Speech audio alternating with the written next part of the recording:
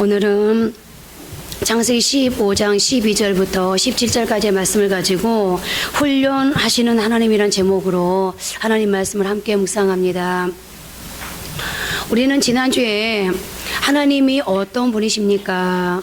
라는 말씀을 묵상하면서 하나님은 창조주 하나님이심을 묵상했습니다. 그리고 하나님은 창조주 하나님이시로 끝나는 것이 아니라 계속해서 창조의 사역을 하시면서 여전히 우리의 삶 속에 복주기를 원하시는, 우리가 복받는 삶을 살지 못하고 살아갈 때에 우리의 인생에 어떤 부분을 수정하셔야 하는지, 어떤 부분을 고치셔야 되는지를 아신 하나님께서 우리 인생 속에 맞춤형 애프터 서비스를 하시는 분이라는 것을 말씀 속에서 묵상했습니다.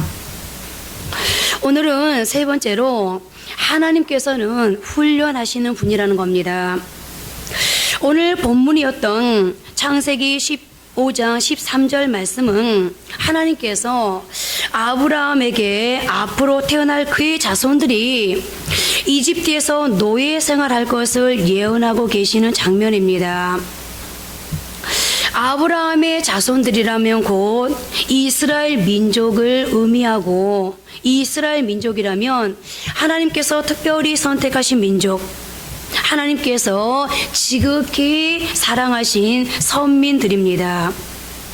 그야말로 이스라엘을 지키시는 자는 졸지도 아니하시고 주무시지도 아니하신다고 하나님께서 친히 고백하셨던 바로 그 이스라엘 민족입니다.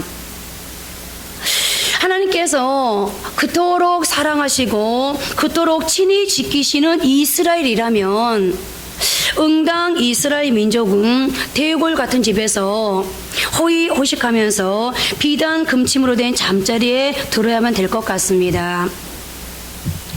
그러나 이스라엘 민족이 아직 형성되기도 전에 하나님께서 그들을 위하여 예비하셨던 것은 축복이 아니라, 행복이 아니라, 평안이 아니라, 형통이 아니라 혹독한 노예 생활이었습니다.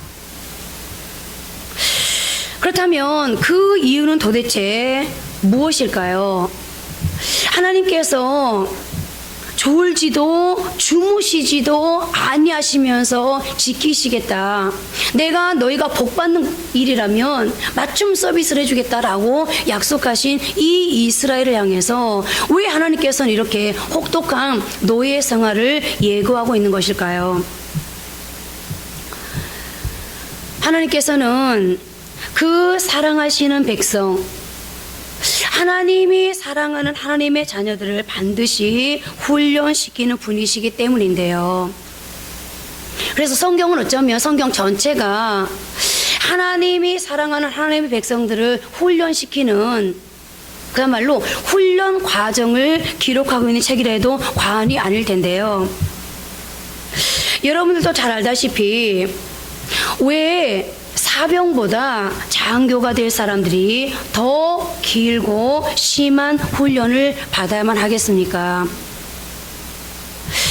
그 이유인즉슨 제대로 훈련받은 자만이 강한 자가 되고 지도자가 될 수 있기 때문입니다. 아무리 능력을 타고났다 할지라도 훈련이 없다면, 준비되어지지 않는다면 그 능력은 능력으로 발휘될 수 없습니다. 정상을 정복하는 데에 왕도란 있을 수가 없습니다. 여러분 한번 생각해 보십시오. 어떤 높이 솟은 산이 있는데 그 산을 올라본 사람이 그 산을 정복하기가 쉽겠습니까? 그 산을 한 번도 올라보지 않는 사람이 그 산을 정복하기가 쉽겠습니까? 오직 훈련만이 그 산을 정복할 수 있는 비결이기 때문입니다. 저도 이제껏 훈련받지 아니한 사람이 올림픽에서 메달을 땄다는 얘기를 들어본 적이 없는데요. 자, 그렇다면 하나님은 하나님이 사랑하는 하나님의 자녀들을 왜 훈련하시는 걸까요? 오늘 아브라함이 하나님께로 이 말씀을 받았을 때는 이스마엘을 낳기 전이었습니다. 여러분들 아시다시피 하나님께서 아브라함에게 내가 너에게 많은 후손을 주겠다라고 약속하신 것은 창세기 12장에서 아브라함의 75살 때였습니다. 그리고 오늘 본문 15절은 하나님의 약속이 있었음에도 불구하고 자녀가 없던 차에 이제 아브라함이 어떤 생각을 합니까? 하나님께서 분명히 내게 아들을 주겠다, 후손을 주겠다라고 약속을 하셨는데 이 약속이 아직도 성취되지 않고 나는 나이가 계속 들어가고 있으니 내 종 엘리에셀을 통해서 내가 내 모든 걸 상속해야 되겠다라고 그는 생각합니다.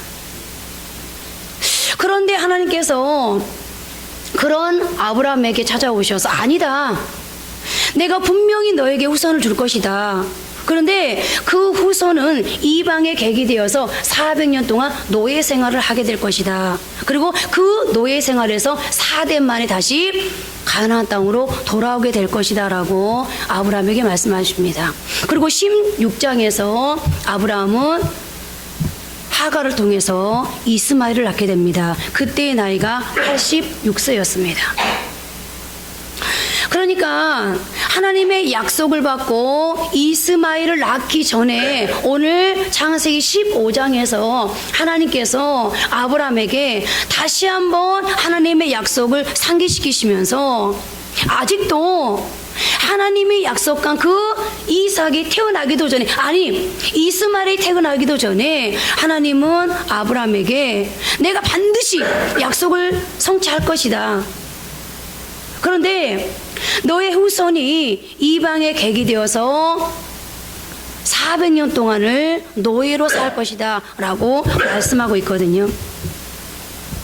왜 하나님께서 이렇게 말씀하시는 걸까요? 그리고 아브라함을 지나서 이삭을 지나서 야곱의 때에, 야곱이 나이 늙었을 때에 이스라엘 백성들은 가나안에서 애굽으로 이민을 가게 됩니다. 그리고 그의 아들 요셉이 그 애굽에서 죽고 이제 야곱의 아들들 세대, 그야말로 하나님이 예언한 대로 4대 만에 다시 가나안 땅으로 돌아오게 되어지는데요.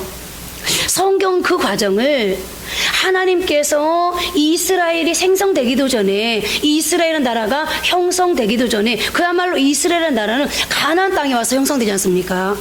형성되기도 전에 이스라엘을 훈련시키기 위한 하나님의 계획이었다라고 성경을 통해서 우리에게 밝히고 있는데요. 왜 하나님께서 이처럼 하나님이 사랑하는 백성, 하나님의 약속이 있는 백성을 가나안을 땅에 들어가서 이스라엘 형성하기도 전에 훈련부터 시키는 것일까요? 하나님의 훈련의 목적은 과연 어디에, 무엇에 있었을까요? 간단하게 말씀드리면 하나님이 쓰실 수 있는, 하나님께로부터 온 하나님의 축복을 누릴 수 있고 하나님께로부터 신뢰받는 일꾼이 되게 하기 위한, 하나님의 사람으로 하나님의 강한 자로 세우시기 위한 하나님의 방편이 바로 이 훈련에 있었는데요. 그렇다면 과연 하나님은 이스라엘 백성, 오늘 우리를 향해서 어떤 사람, 어떻게 훈련된 사람으로 우리를 빚으셔서 어떤 용도, 어떤 목적으로 우리를 쓰시기 위해서 하나님이 이처럼 이스라엘이 형성되기도 전에 하나님이 훈련부터 말씀하고 있는 것일까요? 오늘은 하나님으로부터 훈련받은 사람, 훈련된 사람, 하나님께 선택된 사람, 하나님으로부터 선택되어질 사람은 과연 어떤 사람들인지, 하나님은 과연 어떤 사람들을 쓰시는지, 하나님이 사람을 쓰시는 하나님의 기준에 대해서 이 훈련을 통해서 하나님께서 어떻게 사람을 빚어가는지, 그래서 어떤 기준을 가지고 하나님은 하나님의 사람들을 쓰시는지 이제 말씀을 묵상해 보려고 하는데요. 첫째로 저는 오늘 이 말씀을 전하면서 우리가 훈련받은 사람 그러면 가장 먼저 떠오르는 사람이 누구죠? 성경에서 하나님께로부터 선택되어서 앞으로 하나님의 사역을 일어나기 위해서 하나님께로부터 훈련받은 사람, 그러면 그 대표격인 사람이 바로 모세입니다.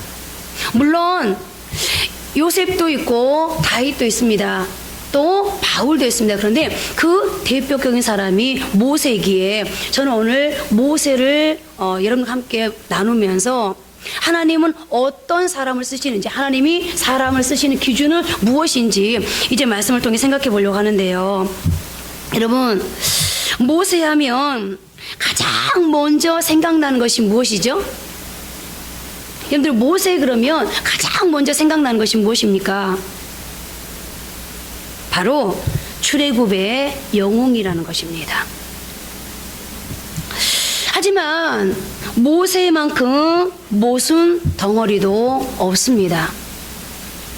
그는 주로 말로 사역하는 선지자였는데 그는 말 더듬이었습니다.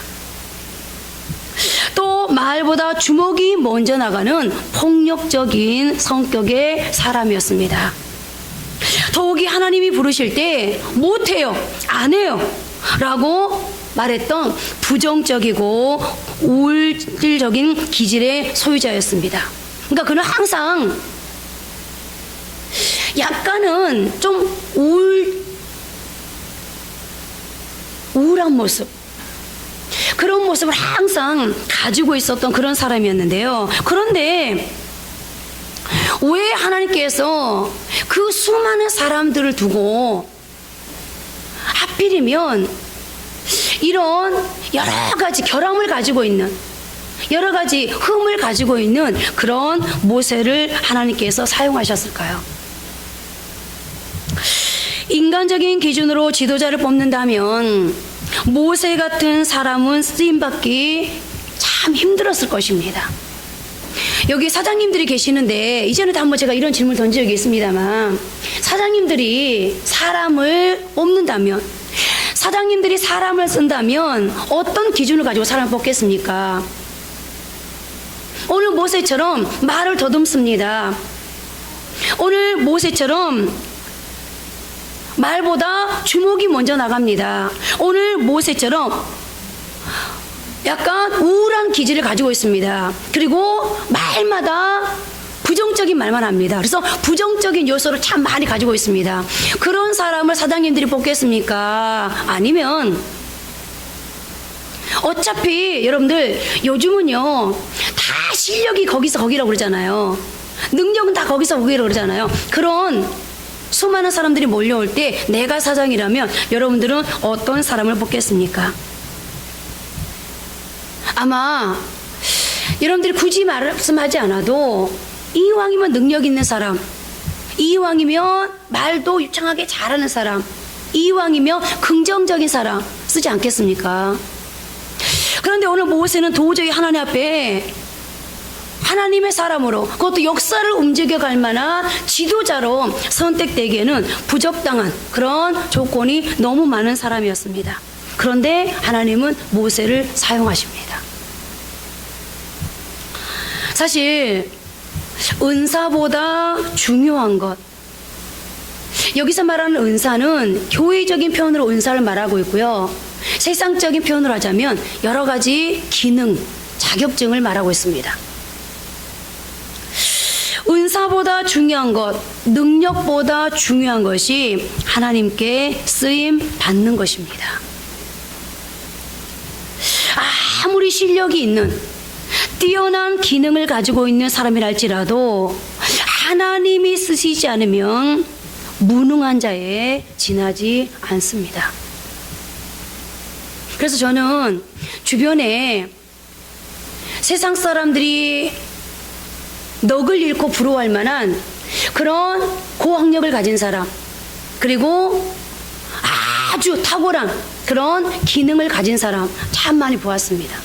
그런데 세상적인 조건을 다 가지고 있음에도 불구하고 인생의 생사복을 하러 가신, 희노애락을 주관하신 하나님께서 써주지 않으면 그야말로 수많은 사람들에게 오히려 기생하는, 기생충처럼 남을 괴롭히는 인생을 살아가는 사람 참 많이 보았습니다.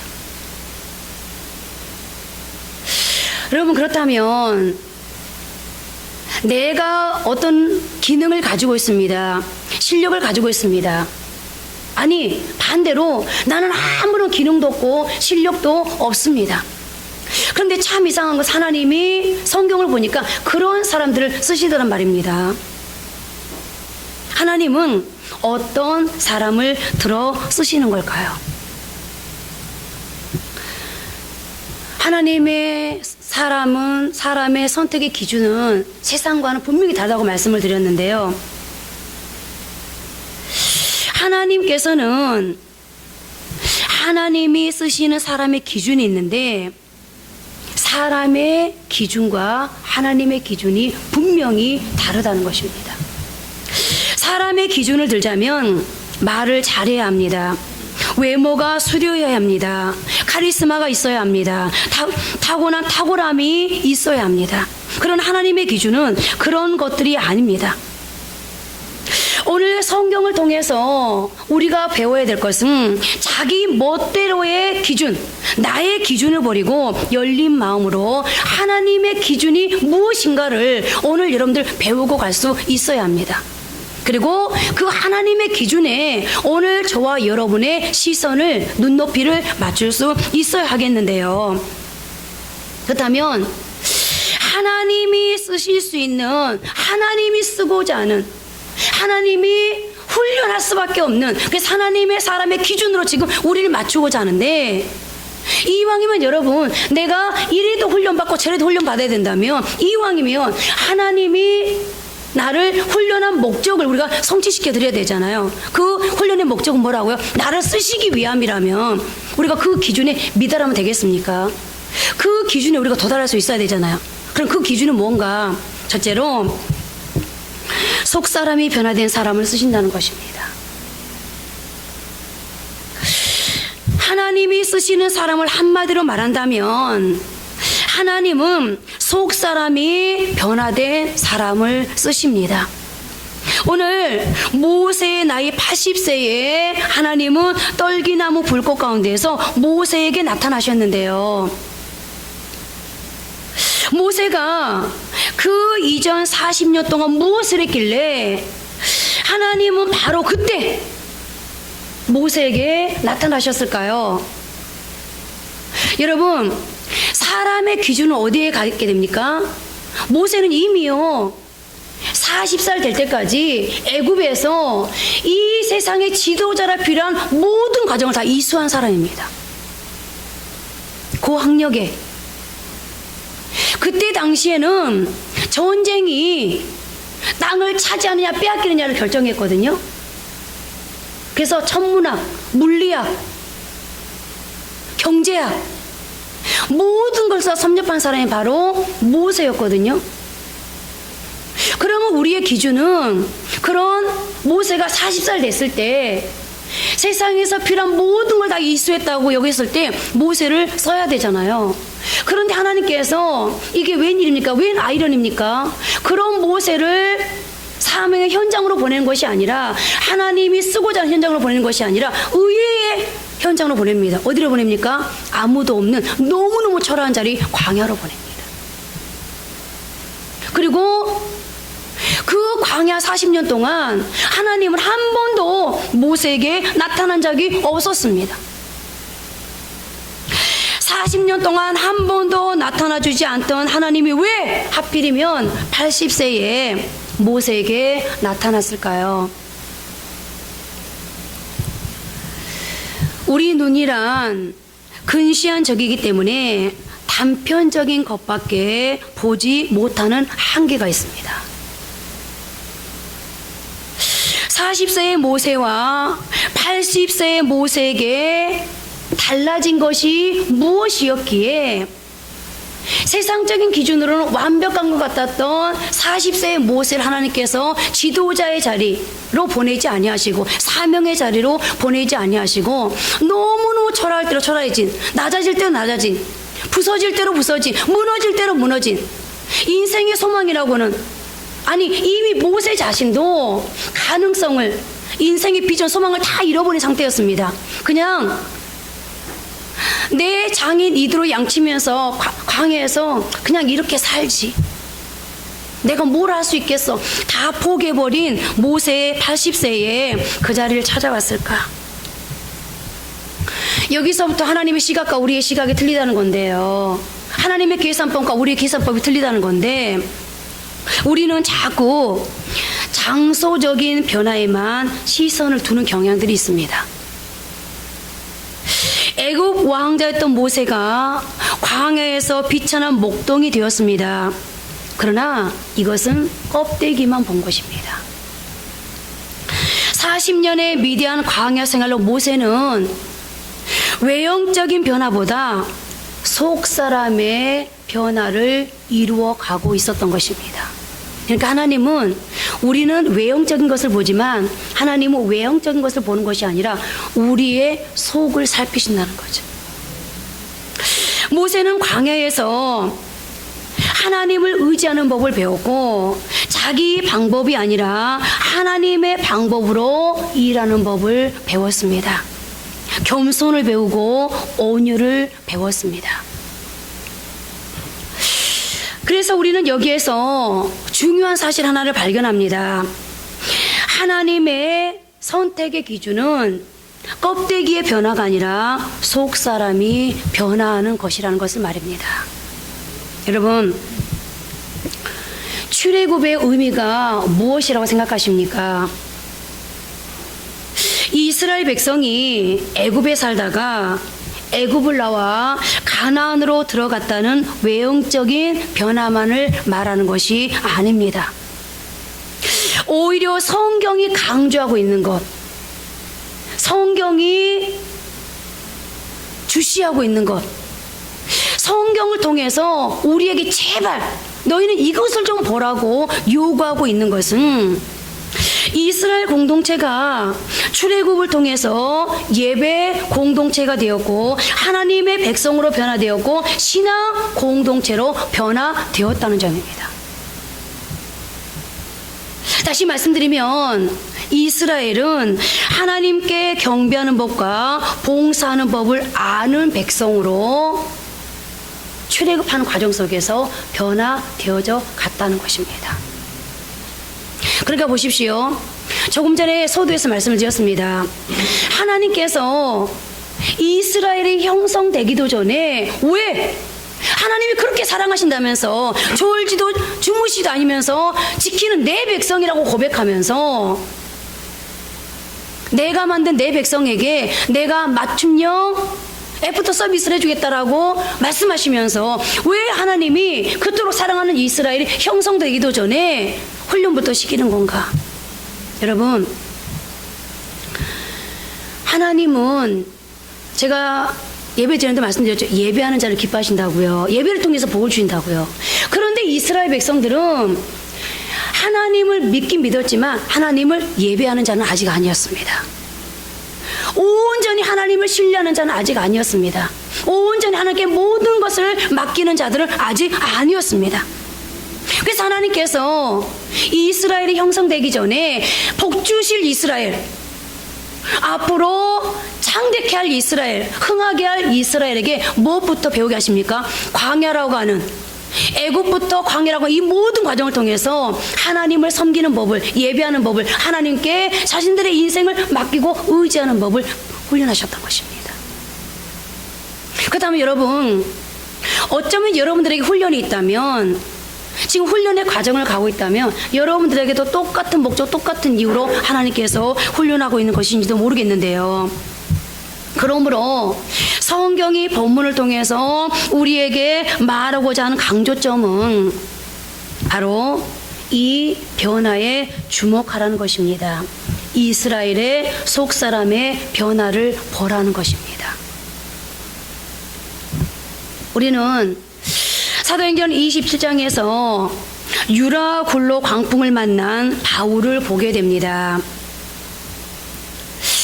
사실 여기서도 굉장히 아이러니한 게 많습니다. 여러분들 성경을 보다 보면, 제가 우리 김동훈 집사님하고 혜린이가 성경 공부할 때, 우리 상고가 성경 공부할 때 그런 얘기를 했어요. 창세기를 1장을 보잖아요. 1장을 보다 보면 거기에 질문이 많이 나와요. 생길 수밖에 없어요. 왜 하나님이 사람을 흙으로 만들었을까?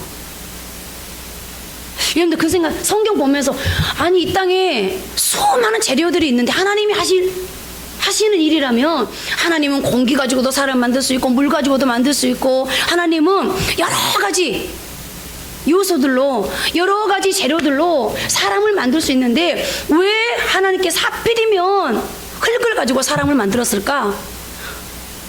흙에 여러 가지 이유가 들어있을 텐데 하나님이 그 많은 재료들 중에 흙을 사용하신 데는 뭔가 하나님이 의도하는 바가, 하나님이 말씀하고자 하는 뉘앙스, 하나님 메시지가 있을 텐데 왜 흙으로 만들었을까? 이런 생각 한 번도 안 해보셨죠? 제가 성경 공부하면서 4가지로 설명을 했는데요. 그건 나중에 이제 여러분들 기회가 되면 하도록 하고요. 유라굴로라고 하는 태풍을 통해서, 광풍을 통해서 우리에게 시사해 주고자 하는 메시지가 있거든요. 야, 너희가 인생의 광풍을 만나면 이렇게 해. 단순하게 하나님의 메시지는, 뉘앙스는 거기서 멈추지 않습니다. 우리는 조금 더 깊이, 왜 하나님께서 이 메시지를, 유라굴로 광풍을 굳이 바울에게 만나가시면서 이런 뉘앙스를 우리에게 주시는 건가? 뭘 깨달으라는 거지? 뭘 발견하라는 거지? 뭘 내 삶 속에 받아들이고 적용하라는 거지? 여러분, 그 유라굴로 광풍을 만난 그 걸음은요, 하나님께서 허락하신 로마 행이었습니다. 바울에게 복음을 전하라고 하나님이 바울에게 허락하신 걸음이었습니다. 그런데 하나님께서 가라고 하는 이 걸음 속에 왜 고난이 오냔 말입니다. 여러분들 여기서 계속 걸리시죠? 하나님이 나보고 하라고 해서 했는데, 나는 기껏 순종했는데 왜 하나님 광풍을 만나는 겁니까? 왜 고난을 만나는 겁니까? 더더군다나 내가 도저히 감당할 수 없는, 내 한계를 뛰어넘는, 내 역량을 뛰어넘는 이 고난을 왜 나에게 주시는 겁니까? 인생 태풍을 왜 주시는 건데요? 이 질문 앞에서 답을 찾지 못하니까 넘어지고 자빠지고 오락가락하면서 헷갈리는 거예요, 신앙이. 하나님 진짜 살아계시나? 하나님 내 기도 듣고 계시나? 하나님 나 진짜 인도하고 계시나? 내가 지금 하나님과 동행하고 있나? 성경 계속 동행한다는데. 여러분들, 하나님의 로마로 가라는 명령과 하나님의 인도하심에 계속해서 충돌이 일어나고 있지는 않습니까? 바로 하나님의 명령과 하나님의 인도하심 사이에서 충돌이 일어났던 사건이 바로 이 유라굴로 태풍이었어요. 그러나 이 사건은 고난 속에 하나님의 뜻이 있다는 것을 보여주는 사건이기도 한데요.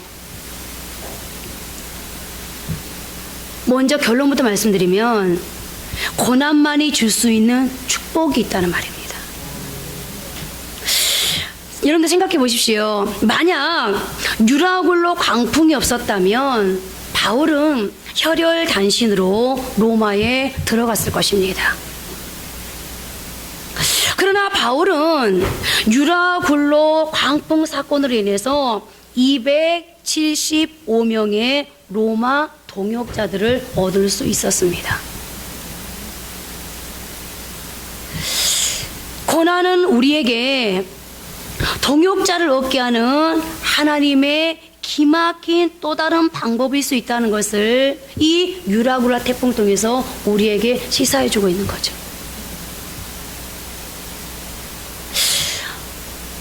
비슷한 이야기인데요. 사무엘상 22장에서는 사울에게 쫓기는 다윗의 이야기가 기록되어져 있습니다. 그는 아둘람 굴에서 장차 이스라엘의 기둥과 같이 쓰임받는 동역자들을 얻게 되는데요. 그러니까 결과적으로 보면 오늘 다윗이 만났던 이유도 없이, 아무런 설명도 없이 하나님께서 내게 만나게 했던, 생사의 갈림길에 날마다 서야만 했던, 여러분들 다윗이 누가 언제 하나님 앞에 늘 제가 말씀드리죠, 왕 세워달라고 그랬어요. 언제 다윗이 하나님 저 좀 선택해 주세요 했어요? 우리는 막 그러잖아요. 하나님 저 좀 써주세요. 저 좀 선택해 주세요. 저 부족하지만 써주세요. 근데 다윗은요, 우리와 같지 않아서 한 번도 그런 적이 없었어요. 열심히 들에서 양치는 자기 일 열심히 하고 있었습니다. 그런데 하나님께서 일방통행을 했다니까요. 하나님께서 어느 날 갑자기 양치고 있는데, 야 다윗아 다윗아, 사무엘이라는 사람이 왔는데 너 빨리 오래. 왜? 그냥 와보래. 갔어요. 들에서 양을 치는 사람들은 우리처럼 매일 샤워하는 사람들이 아니에요. 일주일에 한 번씩 샤워하는 사람들 아니에요. 2주에 한 번씩 때 뺏기는 사람들이 아니라니까요. 3개월씩 6개월씩 들에서 씻지도 못하고 머물기 때문에 머리는 머리대로 엉클어지고요. 아마 우리가 지금 그런 사람들 옆에 가면 막 냄새 난다고 막 그럴 거예요. 그 정도로 이 몰골이 말이 아니었거든요. 그런데 그런 다윗에게 이새가 누굴 보냈는지 모르겠지만, 야 다윗아 다윗아 너 빨리 와보래. 왜? 갔어요. 갔더니 느닷없이 사무엘이 넌 이제 앞으로 이스라엘 왕이야 그러고 기름을 붓습니다. 그런데 기름 부음 받자마자, 아니 왕으로 기름 부음 받았는데 넌 이제 왕으로 선택되었어. 여러분들 문재인 대통령 보세요. 왕 대통령 되자마자 완전, 아니 그 민주당의 대권 주자로 뽑히자마자 딱 경호원들 붙잖아요. 그죠? 완전히 신분이 완전 상승돼, 신분 세탁이 완전히 확실하게 되잖아요. 아니 그런데 다윗은 신분 세탁은커녕 신분 상승은커녕 그날로부터 고난이 시작됩니다. 이유도 없이 설명도 없이 고난을 겪습니다. 그래서 그는 사울에게 쫓기다가 어느 날 아둘람 굴에 이제 피신하게 되었습니다. 그런데 그 고난에 피신 갔던 그 아둘람 굴에서 여러분들 뭘 얻었다고요? 평생을 함께할 내 편, 이스라엘의 근간이 될 내 편, 누구요? 동역자를 만나게 됩니다. 만약에 다윗이 이렇게 피신에 다닐 수밖에 없었던, 생사의 갈림길에 설 수밖에 없었던, 미친 채를 할 수밖에 없었던 그런 과정을 겪지 않았다면, 그리고 곧바로 그가 왕의 자리로 신분 상승이 되었더라면요, 다윗을 생명 걸고 지켜줄, 생명 걸고 협력해줄, 생명 걸고 다윗의 협력자가 될 동역자들은 얻지 못했을 것입니다. 우리는 자주 이렇게 기도합니다. 하나님 형통케 해 주십시오. 관계를 회복시켜 주십시오. 내 길이 쫙 열리게 주십시오. 결국 외형적인 변화에 초점을 맞추는 기도를 하는 경우가 많습니다. 그러나 하나님이 원하시는 기도는 무엇이겠습니까? 나를 변화시켜 주십시오. 내 속 사람을 변화시켜 주십시오. 바로 이런 외침 아니겠습니까? 왜겠습니까? 변화된 사람만이, 내적인 강건함을 가지고 있는 사람만이 앞으로 여전히 주어질 삶의 현장에서 넉넉히 하나님께서 우리에게 창세기 1장 27절을 통해서 요구했던 대로 충만한 삶, 정복한 삶, 다스리는 삶을 살 수 있기 때문인데요. 여러분, 이스라엘 백성들에게 언제 전진이 있었는지 아십니까? 여러분들 출애굽기, 레위기, 민수기, 신명기를 가만히 들어보면요, 이스라엘 백성들이요 가다 멈추고 가다 멈추고 가다 멈추고 이렇게 하거든요. 며칠을 멈출 때도 있었고 몇 달을 멈출 때도 있었는데요, 중요한 것은 가다가 멈추고 가다가 멈추고, 참 이해가 안 돼요. 그냥 쭉 가지.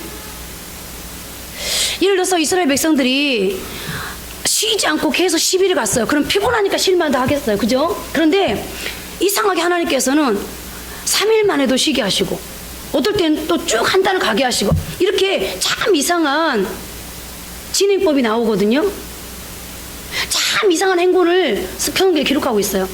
그런데 왜 하나님께서 어떨 때 이스라엘 백성들을 전진하게 하셨을까? 우리가 출애굽기 보면, 그리고 민수기, 신명기를 보면 참 사건이 많아요. 그죠? 이스라엘 백성들 사건 많았거든요. 그런데 우리는 생각해요. 이 사건이 이스라엘을 가기도 하고 멈추게 됐을까? 아닙니다.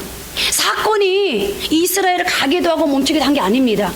형편이, 상황이, 조건이 이스라엘을 가기도 하고 멈추게 한 게 아니었습니다. 딱 한 가지. 하나님께서는 이스라엘 백성들이 이 사건을 통해서 뭐 하면 가겠냐면요, 변화되면 가게 했습니다. 그러니까 가고 멈춘 이스라엘 백성들을 운전시켰던 키워드는요, 변화였습니다. 며칠 아니었습니다. 조건 아니었습니다. 상황 아니었습니다. 환경 아니었습니다. 변화되면 가게 하고 변화되지 않으면 계속해서 머물러 있게 했습니다. 민수기, 신명기를 여러분들 가만히 들여다보십시오. 외부에 있는 대적이 멸절되었을 때, 그러니까 이 말은 무슨 말이냐면 외부 상황이 해결되었을 때, 야 이제 됐다. 외부 상황, 너희를 가로막는 장애물 해결되었으니까 이제 가, 이렇게 한 게 아니었다는 거죠. 이스라엘이 전진했을 때는 단 한 가지 경우뿐이었습니다. 변화하면 전진했다는 겁니다. 우리도 마찬가지 아니겠습니까? 우리 인생에서 전진이란 나 자신이 변화할 때뿐입니다. 변화할 때만 전진할 수 있습니다. 그래서 여러분들 인생을 가만히 이렇게 한번 보세요. 그런데 하나님이 전진시키는 변화는 어떤 변화라고요? 외부적인 변화가 아닙니다. 여러분들이 속 사람이 변화될 때, 여러분들의 마인드가 변화될 때, 여러분들의 생각이 변화될 때, 여러분들의 초점이 변화될 때 하나님이 여러분들의 인생을 계속해서 진행하게 한다는 겁니다. 그렇다면 오늘 이 말씀을 통해서 우리가 배워야 될 진리는 뭐겠습니까? 전진에 초점을 맞추지 말고 변화에 초점을 맞추라는 것입니다. 오늘은 두 번째까지만 하고 마치겠는데요. 두 번째로 하나님의 약속에 생명을 거는 사람들을 하나님은 쓰십니다. 왜냐하면 하나님의 약속은 시퍼렇게 살아있기 때문입니다. 요셉 때에 애굽에 간 이스라엘 백성은 고센 땅이라고 하는 땅에 정착했습니다. 그들은 애굽의 바로에게 온갖 핍박을 받았습니다. 그러나 이스라엘 백성들은 지금 하나님의 분명한 보호가 있음에도 불구하고 핍박을 받고 있거든요. 그러나 참 이상한 게 있습니다. 하나님의 약속은 여전히 살아있었다는 증거들이 있는데요. 여러분, 오늘 본문 말씀 13절 14절 말씀 함께 합독합니다. 여호와께서 아브라함에게 이르시되 너는 반드시 알라. 내 자손이 이방에서 객이 되어 그들을 섬기겠고 그들은 400년 동안 내 자손을 괴롭히리니 그들이 섬기는 나라를 내가 징벌할지며 그 후에 내 자손이 큰 재물을 이끌고 나오리라. 무슨 말입니까? 이스라엘 백성들은 지금 뭐하고 있어요? 고통당하고 있어요. 이스라엘 백성들은 지금 고난의 때를 살아가고 있습니다. 그런데 고통받는 그 순간에도요, 이스라엘 백성들은 지금 고난의 때, 고통의 때를 살아가고 있지만 고통받는 그 순간에도 중요한 것은 하나님의 약속은 계속해서 성취를 향해서 무르익어가고 준비되어 가고 있었다는 것입니다. 우리 출애굽기 말씀 한번 보십니다. 출애굽기 말씀 1장 12절입니다. 함께 합독하십니다. 그러나 학대를 받을수록 더욱 번성하여 퍼져나가니 애굽 사람이 이스라엘 자손으로 말미암아 근심하여. 여기 보세요. 이스라엘 백성들은 지금 뭐하고 있어요? 고통의 때, 고난의 때를 살아가고 있어요. 그런데 어떻다고요? 그러나 학대를 받을수록 더욱 번성하여 어떡하니? 퍼져나가니. 하나님의 약속은 백성들의 고통과 상관없이 여전히 무르익어 가고 하나님의 그 때를 향해서 준비되어져 가고 있었습니다. 고난의 때에도 여러분, 하나님의 약속은 지울 수가 없습니다. 아무리 좋은 지우개를 가지고 있어도, 아무리 능력 있는 사람, 빽 있는 사람이 하나님을 향해서 이 약속 좀 지워달라고, 저 사람을 향한 약속 좀 지워달라고, 그 약속은요 축복의 약속도 있고 고난의 약속도 있지 않겠어요? 지워달라고 해도요 절대로 지울 수 없습니다. 그러니 여러분, 상황을 보고 낙심하지 마십시오. 하나님이 다 보고 계십니다. 우리의 고통을 다 알고 계십니다. 우리가 아까 찬양했죠. 주님 나를 부르시니, 주님 나를 부르시니 내가 주님 믿고 나아가는데 뭐가 있어요? 거친 파도가 있어요. 깊은 바다가 내 눈에 보여요. 그런데 주님 여기 계시기에, 주님 보고 계시기에 내가 저 이 깊은 바다를 향해서 나아갑니다. 거친 파도를 내가 향해서 나아갑니다 라고 고백하고 있지 않습니까? 어려운 시험 중에도 도움의 손길은 여전히 있었습니다. 히브리 3파를 통해 피할 길을 내주셨습니다. 그래서 고린도전서 10장 13절을 보면 바울은 이렇게 말합니다. 함께 합독하십니다. 사람이 감당할 시험 밖에는 너희가 당한 것이 없나니 오직 하나님은 미쁘사 너희가 감당하지 못할 시험 당함 허락하지 아니하시고 시험 당할 즈음에 또한 피할 길을 내사 너희로 능히 감당하게 하시느니라. 예수를 믿는다는 것은 상황에 반응하는 사람이 아니라 약속에 반응하는 사람이 되는 것입니다. 물론 시대 상황을 파악하는 일도 아주 중요합니다. 그러나 그보다 훨씬 중요한 것이 하나님의 약속을 붙드는 일입니다. 하나님의 약속이 어떻게 이루어지는지 보기 위해서 시대 상황을 보는 것이지, 시대의 상황을 살펴보고 난 다음 하나님의 약속을 유추해내는 것이 아닙니다. 왜냐하면 시대는 변해도 상황은 변해도 하나님의 약속은 결코 절대로 변함이 없기 때문입니다. 그러므로 여러분, 우리가 하나님의 약속에 인생을 걸고 항상 현실을 살피는 것은 굉장히 중요합니다. 하나님의 약속에 인생을 걸고 한번 출발하면서 내가 내 어떤 객기로 내 인생의 걸음을 이렇게 걸어가겠다 출발한 게 아니고 하나님의 약속에 의해서 출발했다면 과정 속에서요 하나님이 어떻게 일하는지를 계속 예의주시 살펴보십시오. 하나님의 약속이 우리 인생 속에서 어떻게 이루어지고 있는가?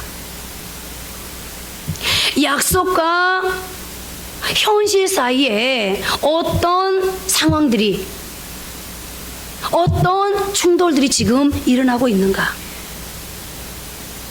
그리고 하나님의 약속과 현실 사이에 일어나는 충돌은 무엇을 의미하고 있는 것인가? 우리가 이것을 살펴보다 보면 분명한 답은 나와요. 왜요? 하나님 우리에게 계속해서 애프터 서비스, 맞춤형 애프터 서비스를 해주는 분이기 때문입니다. 그렇다면 여러분들이 지금까지 인생을 살아오면서 약속과 현실 사이에서 계속 충돌이 일어나면서, 아까 유라굴라 태풍은 하나님의 명령과 하나님의 인도 사이에서 일어난 충돌이라고 말씀을 드렸는데요. 여러분들이 하나님의 약속을 받고 출발했는데 가다 보니까 계속해서 현실 사이에 충돌이 일어납니다. 그래서 여러분들 지금 혹시 혼란스러워하고 계신 분 계십니까? 하나님의 약속은 알겠는데요, 하나님을 안 믿는 건 아닌데요, 왜 하나님이 이렇게 더디하는지, 도대체 언제 아시겠다고 하는지 너무 헷갈리거든요. 여러분들 그런 분 계십니까? 여러분들 그럴 때일수록 강하게 외쳐야 합니다. 자, 한번 따라 하실까요? 현실에 속지 말자. 다시 한번 크게, 현실에 속지 말자. 여러분, 저는 여러분들의 속사정 다 모르는데요, 대충은 압니다. 우리 교회가 성도들이 많지 않다 보니까 날마다 기도하는 여러분, 날마다 하나님 앞에 올려드린 여러분 속사정 조금은 알거든요. 그런데 오늘 여기 계신 분들 중에요, 나는 이만큼 가면 됐어요, 여기가 좋사오니 하신 분 한 분도 안 계세요 지금. 그 말은 무슨 말이에요?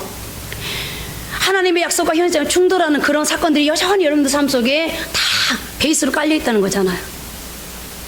그래서 우리는 그 현실에 막 속아요. 그래서 막 괴로워해요. 근데 여러분들, 현실에 속지 마십시오. 현실은 여전히 암울하고 어렵지만 약속은 애굽에서의 해방을 선포합니다. 여러분, 하나님이 지금 애굽에서 살고 있는 이스라엘 백성 똑같은 현실을 가고 있는 저와 여러분들에게도 뭘 선포한다고요? 예수님께서 오신 것은 가난한 자로 부하게, 눈먼 자로 볼 수 있게, 갇힌 자에게 노임을, 포르는 자에게 자유를, 아멘. 우리에게 뭘 선포한다고요? 해방을. 너 그 어려운 문제에서 반드시 해방될 거야. 너 네가 뛰어넘었던 한계 속에서 반드시 너는 그 한계 뛰어넘을 거야 라고 우리를 향해서 선포하고 계십니다. 그리고 그 약속을 붙들라고 외칩니다.